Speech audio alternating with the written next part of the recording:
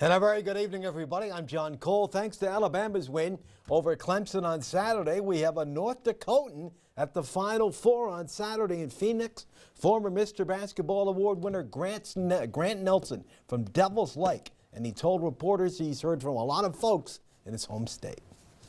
I've been getting a lot of love this whole time from my home state and Devil's Lake in general. So, it's been great.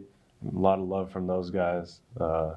Especially after the game last night, pretty much everyone I knew from Devil's Lake was either texting me or DMing me on Instagram or something like that. So, it's great to have all that love. It gives me motivation to go out and give it my all every night. All right, it sure is. They will take on defending national champ UConn, 7:49 p.m. on TBS. My little niece, Molly, called as a senior at UConn. I sent her an email saying, hey, look for this kid. So we're very, very happy for him. The early game, North Carolina State and Purdue, 5:09 on TBS. And, of course, North Carolina State's women's team is also at the Final Four. They played tonight against UConn, so they're having a great year. All right, college hockey. This one was a tough weekend to take with UND out of this, but Michigan, the team that sent them home, beat Michigan State in the battle for bragging rights in that great state final 5-2. So they win the Missouri Regional. So now they will head to St. Paul, and they will take on Boston College at 8:30 p.m. That'll be next Thursday. And Denver and Boston University at 5 p.m. So that city, that great college city, has two teams there, Boston University and Boston College.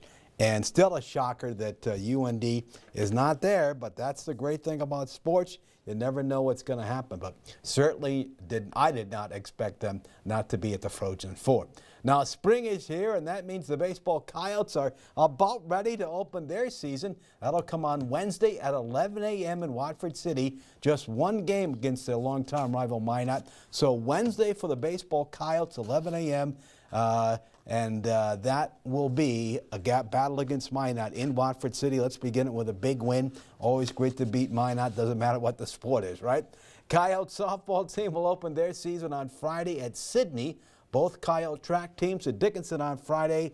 Coyote soccer team opens their season on Friday night at home. Beautiful Legends Field, 7:30 p.m. against Bismarck St. Mary's. Now, those baseball Tetons will resume their season on Wednesday in Minot against the Lumberjacks from Botno. And the battle for the Mondac Conference title this year, well, it should be another great one, just like last year. It was a battle last year. What do you think about the conference race this year around? It's going to be a battle every year. I think for us to, look at that from a more larger scale perspective, Miles is always going to be tough. Bismarck's always tough, and Bismarck's probably the most veteran team in the conference. Miles is young like we are, and then Dawson's always, competitive as well. And so I think there's a lot of teams in the conference that have a lot to prove. I think there's a lot of teams in the conference that, we don't really know anything about. There's a couple new coaches, and so I think it's going to be another one of those years where, everybody's just fighting it out week by week.